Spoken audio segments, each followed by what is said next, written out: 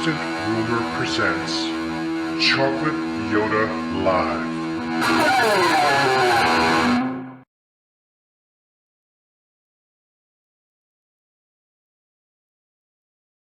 Hi folks, Chocolate Yoddah here, spelled Y-O-D-D-A-H because film studios are litigious. Welcome to another installment of Chocolate Yoddah Live. Today is Tuesday, July 18th, 2023. And what a strange morning it's been. I started off the day thinking about song lyrics and how deceptive they could be, and then I started thinking about other more sinister stuff. Although song lyrics can be sinister, it turns out, right?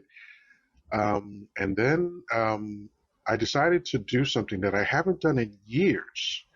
I mean, years and years and years. Could be close to 10 years or more. I did a, hey, what happened today in history search? And what a weird, totally bizarre coincidence that a very sinister thing happened today in history. So I'll read a couple things because there's a few things that happened on this day in history throughout recorded history, and I picked three that I found interesting. The first one is real dark. The first volume of Mein Kampf, the political manifesto written by Adolf Hitler that became the Bible of Nazism in Germany's Third Reich, was published on this day in 1925, and 2 years later the second volume appeared. Ironically, on this day in 1918, Nelson Mandela was born.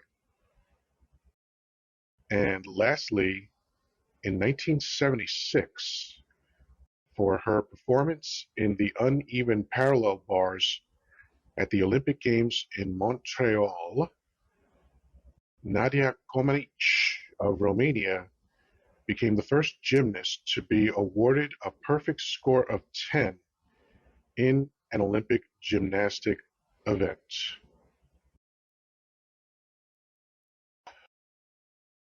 Stuff, especially, of course, the stuff about Mein Kampf.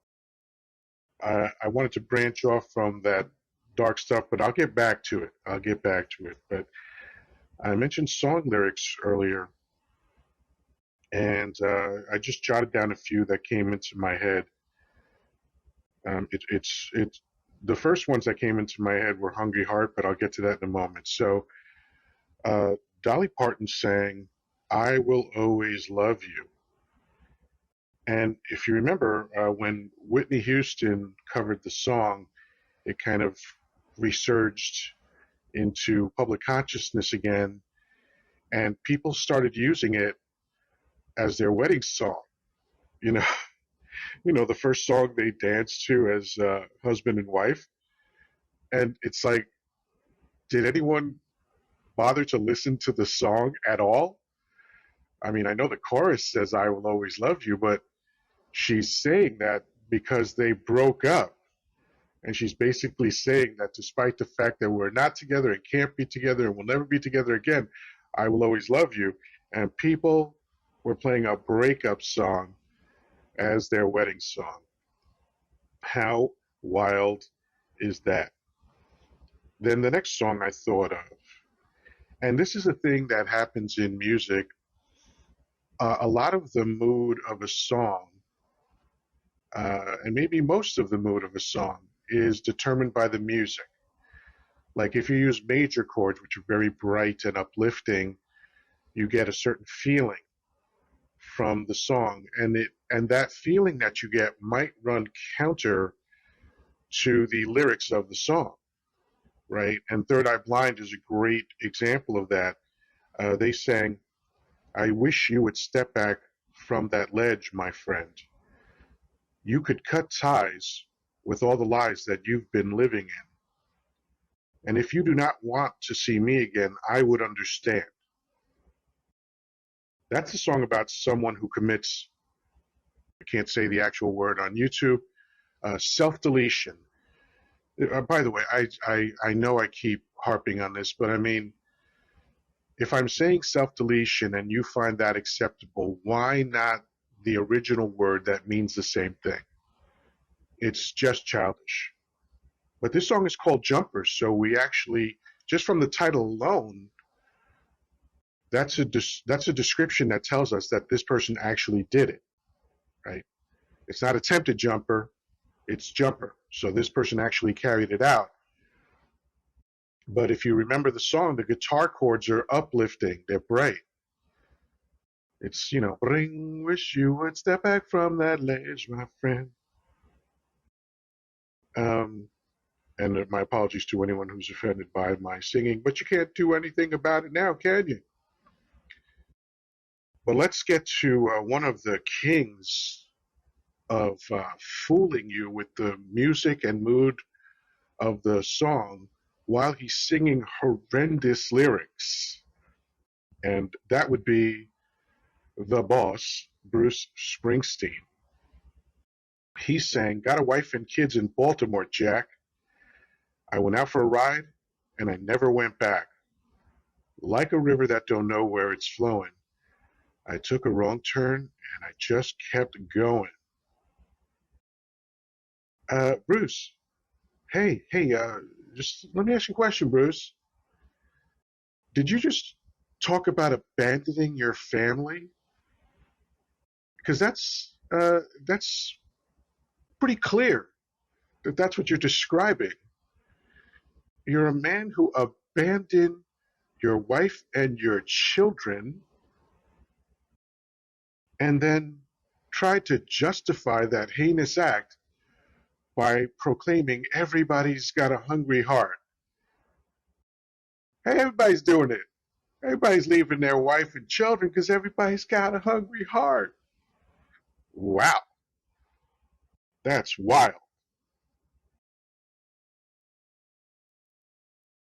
And lastly, I told you that I would get back to the Hitler stuff. And this ain't a song, of course. It's just another example of how language can be insidious. And anyone who speaks German out there, I I ask you to beg your pardon uh, ahead of time.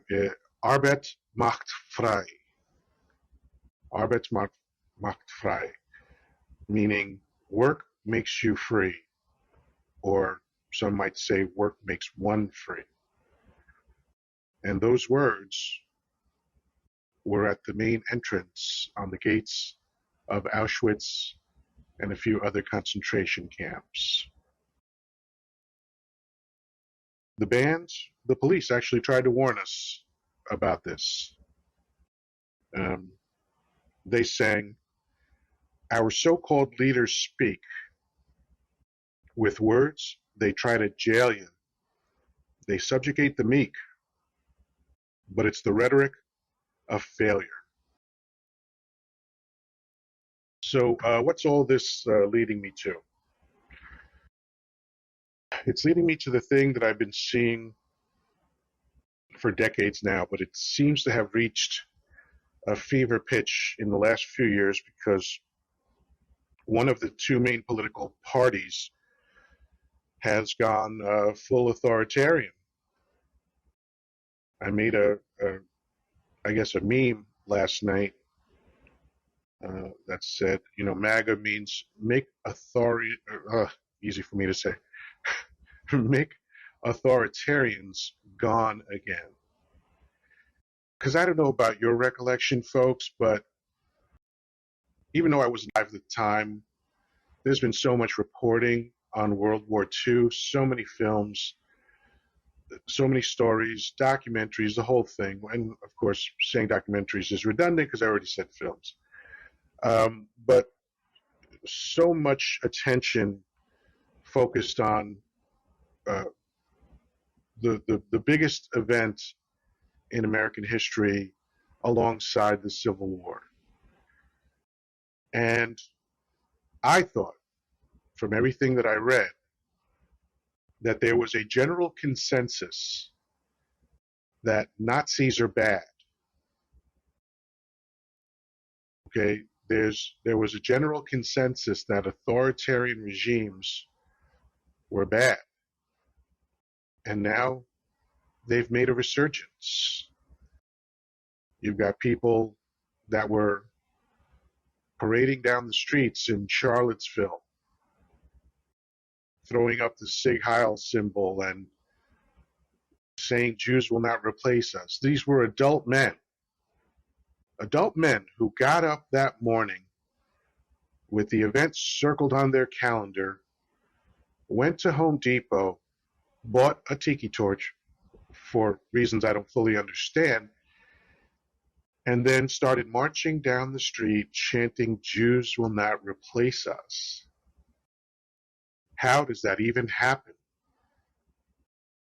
And I know that there was a Nazi rally in Madison Square Garden, I believe 1938, but I mean, that was when we were still kind of deciding whether Nazis were bad or not, right? This was 2017 that I'm talking about, and it's kind of shocking, and all of this leads me to talk about, again, how language can be used to manipulate. That's what propaganda is about. It can be used to obscure. It can be used to convince you that what is wrong is absolutely right. And I'll give you two words that the right wing loves to toss around, and then contrast them with actual things that the right wing is currently doing as we speak. And those two words are family values.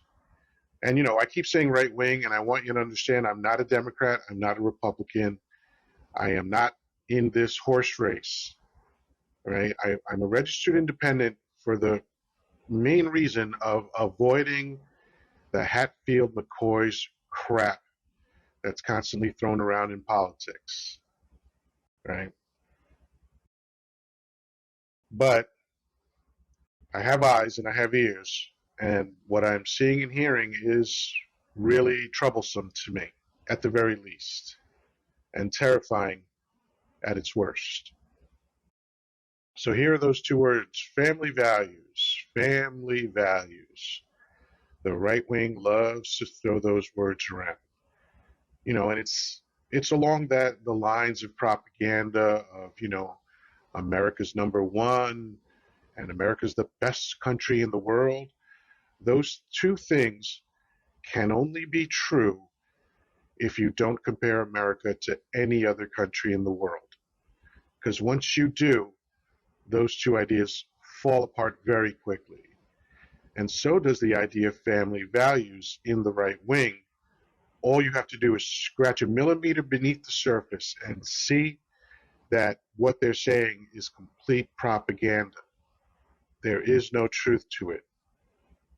And one of the most glaring examples is this thing, I forgot who said it. It might have been Stalin, like you accuse the other person, always accuse the other person of the thing that you're doing, because it puts the attention on them and takes it off you.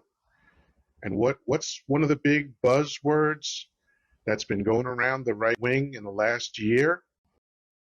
Grooming. They're grooming children. They are groomers.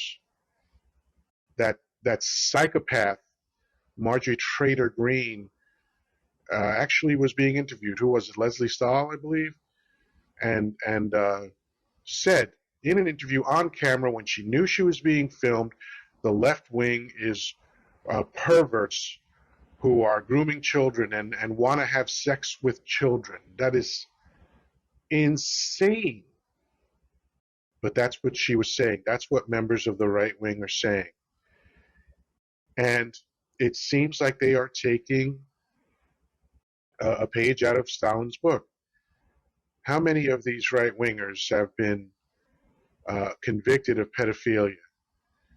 Have worked? I mean, Jim Jordan turned a blind eye while teenagers were, and again, my apologies, I'm on YouTube right now, graped, because if I eliminated the G, somehow the world would fall to pieces. I can't say what the word is, even though you know what I mean. Oh, maybe one day I'll get over that, but it's not today. So, um, grooming. They're grooming children. The party of family values keeps insisting that the other side is grooming. And by the way, that's part of a bigger strategy of vilifying a party, of dehumanizing a party, which, by the way, is right out of the authoritarian genocide handbook. The first thing you do is dehumanize the other so that every heinous thing that you do to them becomes justified. But I won't get too much into that right now. Family values. I just watched a clip of someone in the right wing at a hearing defending marriage laws for 12-year-olds. They want to make it legal for 12-year-olds to be married to adults. I mean, does that sound like family values to you? What kind of family are we talking about? That sounds more like Manson family stuff. Not to be too tongue in cheek about it, but I mean, come on. Wow. I mean, it really just is amazing to me. So before I continue, let me say a quick hello. All things considered, it seems like there are people, and the fake imposter's about to come in. Hang on. It just seems like uh, these people are committed to the most heinous things, despite cloaking themselves in the language of the saviors and the real progressive party. Oh man, it's really sickening to watch, and it's like I thought we settled this argument, but anyway, the fake imposter is going to come in and chat with us on wisdom. Always a pleasure to hear from you. How you doing? Hey, I'm doing well, and this is one of your talks that I love because it's so chock full of everything. So I've been waiting to see you back on here. I've been busy the last week, but we can jump at this a later time. I probably need to spend more time with you chatting because you and I, the last time we spoke, were talking about the national anthem, and Yeah. then I can't remember the artist's name, but within a few days she did a rendition of the national anthem where she changed the lyrics, and everybody lost their mind talking about how racist she made it. And I was like, okay, it was racist to begin with. Yes, she Yeah. changed the So did she lyrics. make it? Did she make it more racist? I mean, Yeah, I mean, did she? I mean, I would make the argument that no, um, but as a white male myself, I'm like, this seems to be the only way to get white America, especially white men, to pay attention or to at least raise awareness. mm, And I don't know why. And she could have come out and said things about Chips Ahoy cookies, and all the white America got lost in that. And I would still wonder why. Like, why chocolate chip cookies? Why the national anthem? And it boggles my mind. But again, I wanted to bring that up. We can talk about that, sure. another day. But I found that I don't necessarily believe in coincidences, but I thought how how unique that situation was after our last discussion. And I was listening to it and I was just laughing, and Mm, not at her lyrics, but at the, because I knew Twitter was going to explode. And I just thought, these these ignorant fools, you know, mm, she made the national anthem, a political statement, and racism, and how could she do that? And I was like, oh my God, and yeah, you how know, could you make a political statement a political statement? yeah, I mean, yeah, exactly. It's like the movie Dumb and Dumber, you can't Yeah. triple stamp a double stamp, you know. Right. But you were talking Yeah. about songs, and Hmm. I love music. I've told people I'd rather have a radio than a television if I could have one. But there's a song out there called Closing Time. Yeah. And everybody thinks it's about, end of the night, it's, last call. And if you actually look at the lyrics and then you read what the artist talks about it, it's actually about his, like, I think it was a daughter. It was about his daughter being born prematurely. Oh, wow. Yeah. I And did not know so, that. I thought it was just a song about loneliness. That's interesting. yeah, and, I think we've talked before, CY, about Pumped Up Kicks. And Hmm. it's Yeah. it's a very upbeat song. It's catchy, but it's about, school shootings. Hmm. But one of my favorites that people miss is the song. It's funny that you mentioned the Police. It's the song by the Police, Every Breath You Take. Yeah, that's a stalker song. Yeah. And I've seen people misuse it in commercials.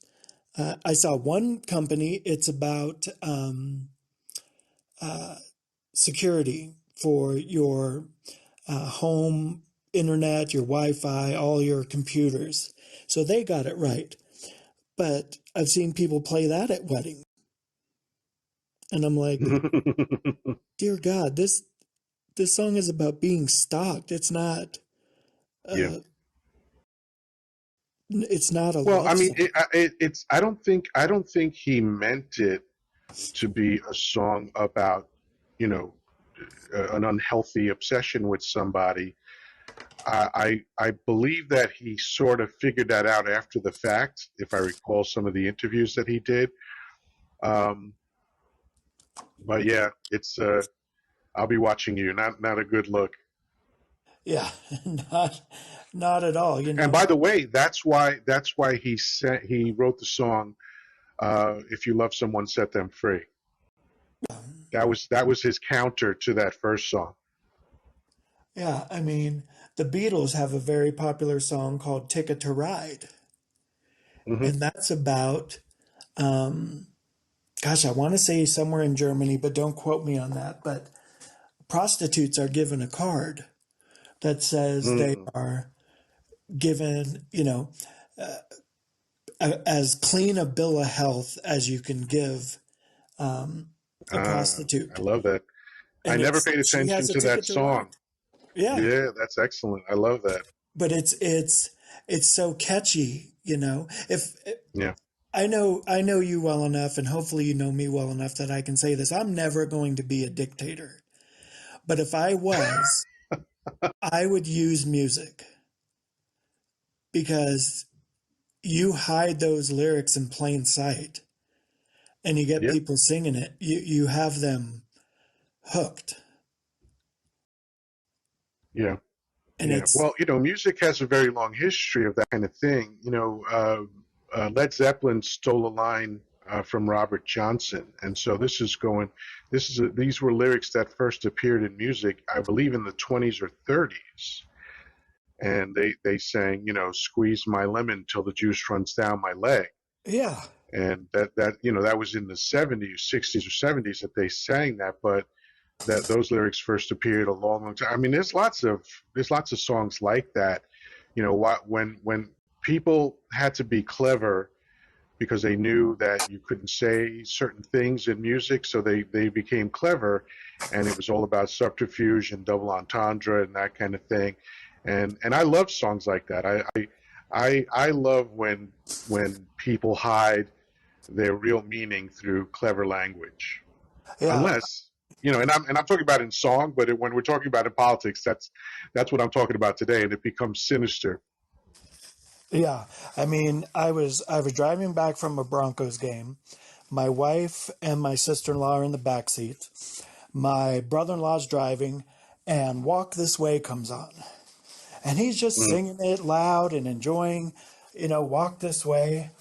And halfway through the song, there's a little break, and I said, "Do you know what this song is about?" And he mm, goes, "No, what's it about?" I said, "It's about performing oral sex on a woman." mm, mm. And I said, "Listen to the lyrics." And the next lines came out, and he just looked at me. He turned it down and looked at me. He's like, "Oh my God." Right, right. And it Yeah. was fun to see that. Other thing I wanted to bring up, and I try to avoid politics. I remember a number of years ago, the left was talking about some sort of healthcare thing, and it was going to deny senior citizens their prescription Oh, yeah. medications. Yeah, that Well, was Obama's, the ACA. Yeah, that was yeah, Obama's plan. and then shortly after Death that, panels. yeah, well, shortly after that, nobody cared. Nobody cared about senior citizens. So if you remember this, towards the end, they switched it to the children and how it was going to affect children. And then everybody started to care. The same thing you're saying. The right came out with family values. And I stood up one day and I said, listen, the big thing at the time when they were bringing out family values was homosexual gay marriage. And I was sitting in church and I said, listen, guys, the scripture that says, don't attempt to take the splinter out of your neighbor's eye, your friend's eye, before removing the log that's in yours. And I said, listen, how can you preach family values against gay marriage when the divorce rate inside the church is no different than outside? 50% of Right. these marriages, like, how is gay marriage going to destroy family values? Again, triple stamping a double stamp, where inside the Yeah, church, yeah. it's this Well, not to hypocrisy. mention the other stuff that goes inside the church. That goes on inside Oh, the church. yeah, You without a know, doubt. like this thing about marriage being some kind of meaningful barometer of society. Because if it is, it's not a good one, right? Like it seems to be a failed institution, and these people keep insisting that that's the way to measure everything is through marriage. And it's like, I was saying to Greg at Greg's Take the other day, like, I've heard so many of these right wing nut jobs talk about marriage is the cornerstone of society, right? And if you take that metaphor of the cornerstone, that is the thing that holds up a building, right? So Right. if 50% of the buildings collapse just like 50% of marriages do, would you ever enter a building again? you know and Yeah. so this idea that somehow this weird legal arrangement is the cornerstone of society, it's ridiculous. Yeah. One of my favorite comedians, Ricky Gervais, he just Yeah, celebrated 40 years with his partner. And yeah. she and him have been together that whole time. And you can't tell Yeah, me they're not committed. And just because, but here's the thing, think about this. Who gives a shit? right? Like the only two people that need to be concerned with their relationship is them. Yeah. you know like why would anyone care what goes on in somebody's relationship? You know what people are doing right now as you and I are enjoying this lovely conversation? They're crapping on each other consensually. Yeah, Okay, that's what's happening in people's homes right now. right, exactly. And that's the way I look at it. And I've said this on a number of wisdom talks, and I hope people will let me finish the statement. Is that see why I am 100% against gay marriage. And what I mean by that is I married a woman. That's it. I am against it because that's not who I am. And that's just personal. But as far as gay marriage goes on a whole, I am totally for it, you know? And I say that tongue in cheek because I didn't marry a man, I married a woman. But that's for me. For everybody else, who am I to say what is commitment? What is love? You know, I Yeah, I mean, didn't, I'm not against gay marriage. I've been married twice. I as get have I. I get what you're I guess what you're I get what you're trying to say, but that's kind of a clumsy way of saying it. I don't care about gay marriage. Like if you want to be married, be married. I don't care. I just don't care. That I it's it, how people get all wrapped up in what other people are doing that doesn't affect them. I just don't understand. Like it Yeah. doesn't affect you. And it's a What's very, the difference? yeah, and it's a very clumsy way of saying that I married a woman. That's the limit of my view on gay Yeah, marriage. You know, yeah, very clumsy way. I'm not saying I'm against it. It's just, it's not anything that I did. You know, yeah. I This obsession with homosexuality, by the way, is another thing that I'm going to talk about on another podcast. Which is like I found out recently that one thing that all authoritarian regimes have had in common and have in common right now in the world is homophobia. right, and I don't like And the I don't get it. phobia for I mean, when I you don't even attach it get. to I that. don't get it. I just don't get it. Yeah, Like, there have been times in my life when people have asked either jokingly or seriously, "Are you gay?" And here's what I've started saying in the last 10 years: not so far. Okay, because that's right, all I know is that not so far. But I haven't met Ryan Gosling and I haven't met Idris Elba, and I don't know what'll happen if I meet either of those two guys. So not so far. right. Okay. Um, I'm running out of time. I'm going to come back up if that's okay, because there's one other Yeah, point please, I please. wanted to make. But yeah, exactly. Not so far. I'm stealing that. All right.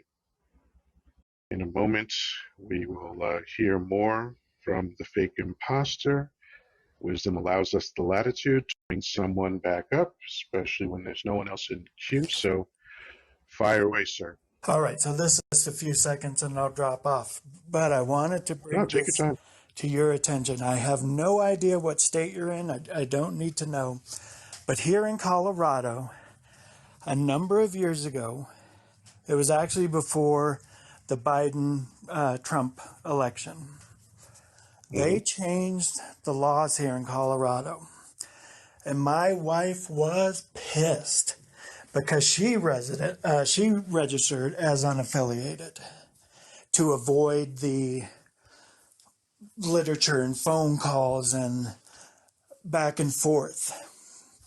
So they Yeah. changed the law here in Colorado, and she ended up getting calls from both sides because they passed a law saying that either side could reach out, meaning either side or both could reach out to independents or unaffiliated voters. And Mm. it did the exact opposite of what she registered that way for. So I'm just throwing that out there. It's coming. It's coming for you, CY. And yeah, No, that's okay. No, that's not the thing I care about. That's not what I was trying to avoid. So people can try to reach me by phone all they want. I don't pick up my phone ever except for when my best friend calls me. There's like I would say there are let's see 5 people in the world that I pick my phone up for. So if those people aren't calling me, I don't pick up my phone, and I don't have my voicemail set up so that they can't bother me. Yeah, that's awesome. Now, I answer every single phone call. And the reason I do is because it's hilarious to me. I like talking to these people. Someone asked me one time who did I think was going to win the race between Trump and Hillary. And I said, well, can you fax me or email me there 40 times? Like, I have no idea. What can they do in the 100-meter dash? And this person Yeah, was yeah. just blown away. Now, I've since stopped doing that because I realize they're just doing their job or they're volunteering.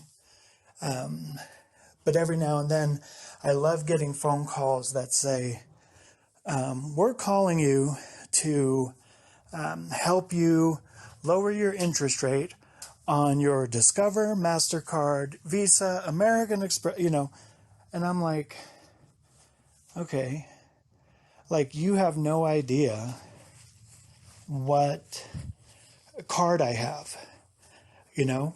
It it just boggles my mind. It's same. I got this call one day where the recording pretended to adjust their headset.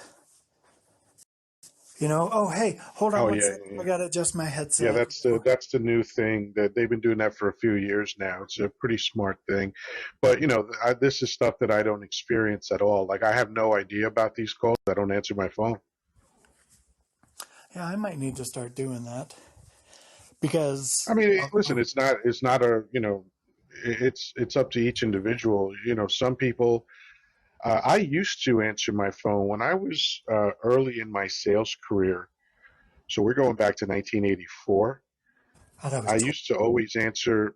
I used to always answer my phone because I wanted to learn from everyone about how to sell. And some of what you learn is what doesn't work. But the reason why those robocalls keep coming is that they do work. Yeah, it's the same as those. Well, they don't do it as much anymore, but the letters that would come out and say, hey, if you do this, we'll do that. But now the technology has changed. I remember watching a Simpsons episode um, where he bought a dialer and he was calling out and asking for money. And then he went to court and he had to apologize to everybody. And so he set up the robo dialer to apologize. And then at the end it said, if you accept my apology, press 1 to send me $1.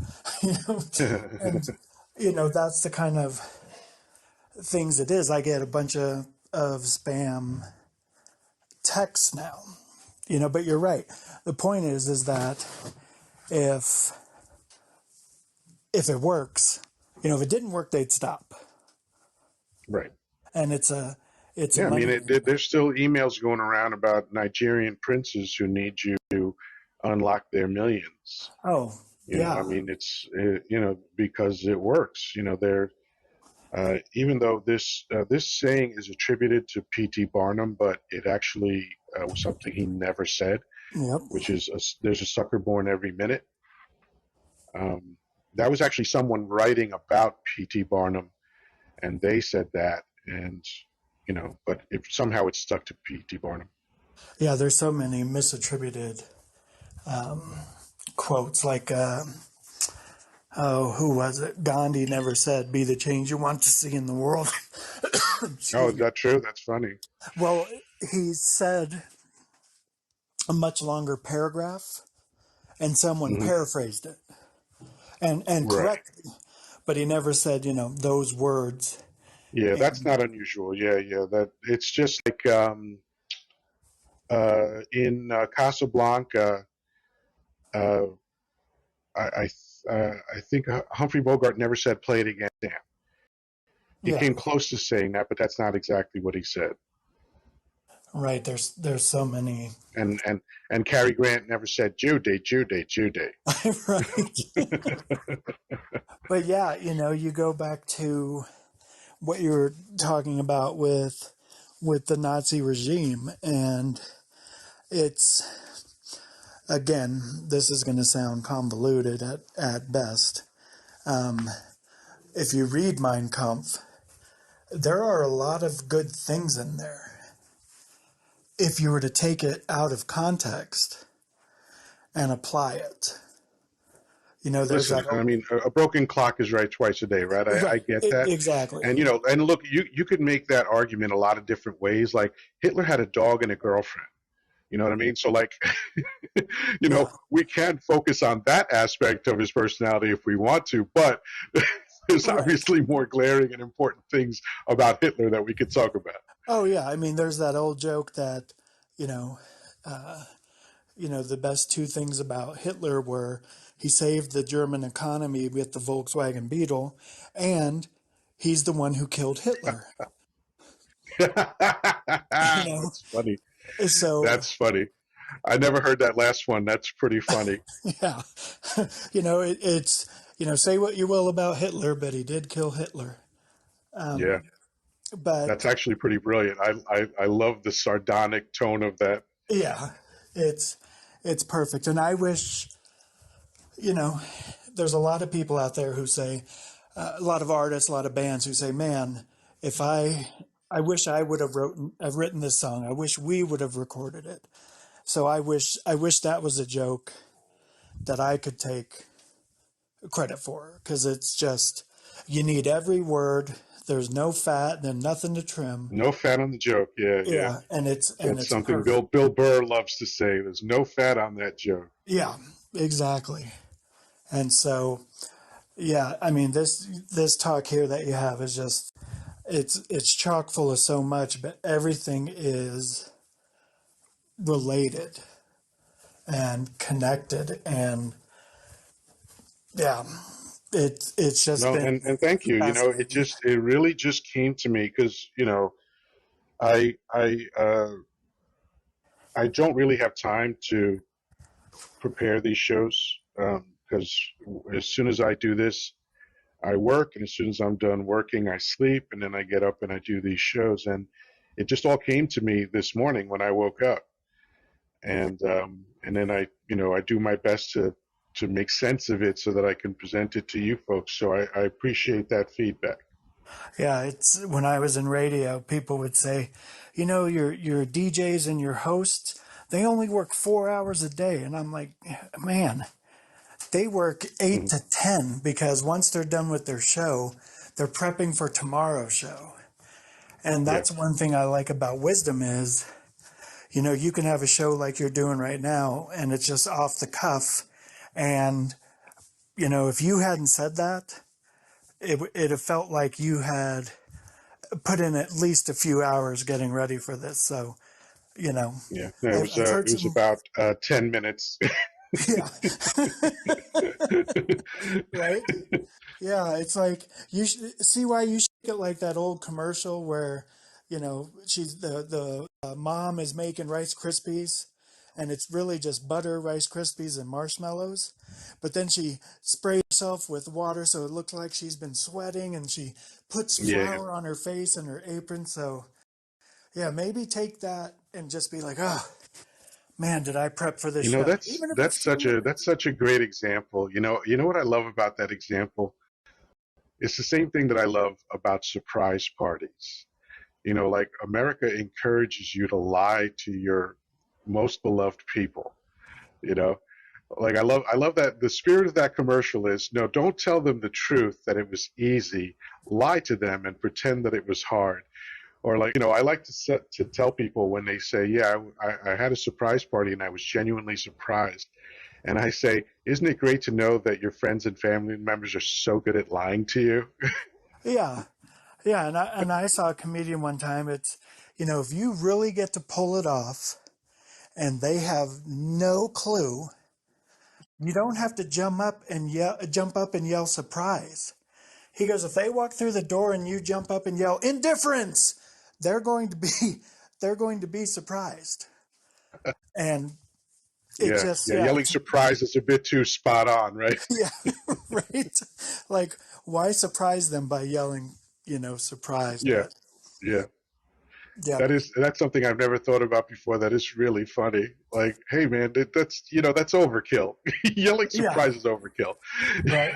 Another example of triple stamping at double stamp. But I appreciate Yeah, all the airtime, Siwa. I love your shows. I love our sure. conversations, Thank and you. yeah, we'll see you next time, buddy.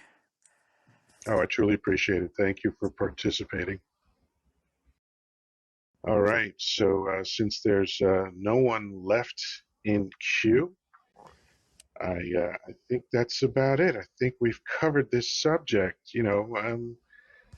I think part of the reason why these kinds of things come to my attention is that I've been a professional communicator since I was 20 years old. That's the year I started in sales, as I said earlier, 1984. And so the better you get at communicating is directly related to how much better you get at listening. And, you know, the more I practice listening, the more I realize that there's people that are hearing things, but not necessarily listening. And that's why I brought up what the right wing is doing, because you got to pay attention to that, folks. You got to, and again, I'm not trying to tell people how to live. I'm not saying it's something you have to do. I'm just saying for clarity, for consciousness, for mindfulness, pay attention to what people are saying to you. If, and pay attention to the things that you accept immediately. That's something that I've been doing for decades now. And I'm really focused on it these days. Like if someone says something in any medium, whether it's written, verbal, song, whatever it is, um, I if I immediately go, oh, that's true, I stop and say, let's examine this. Just because you have an emotional attachment to this message doesn't mean it's absolutely true. Is there a way to deconstruct this to prove that it's not true? And I find that to be a valuable exercise for me. That way, I don't get sucked in by propaganda because, I've been studying um, psychology for 46 years now. I started in junior high when I was 13, and I'm no expert at it at all, but it's something that fascinates me and it's something that I'm constantly involved in. And I know that propaganda is the most powerful way to communicate and to manipulate people. And the word manipulate just literally means to take by the hand. So you can lead people anywhere you want them to go by propaganda. And so I question myself when I hear something and I go, yeah, that's true, or the opposite, and I'm like, oh, that's bullshit. If I have those extreme reactions, the next thing that I need to do for myself is examine whether those reactions were right. And sometimes they're not. Sometimes it's just my emotional connection to what I want to be right and what I want to be wrong. And it's just like we were talking about earlier. To be totally fair and balanced about Hitler, you have to acknowledge three things. He had a dog, he had a girlfriend, and he killed Hitler.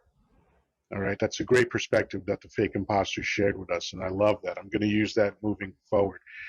But acknowledging those three positive things about Hitler does not negate the horrendous, terrible things that he did.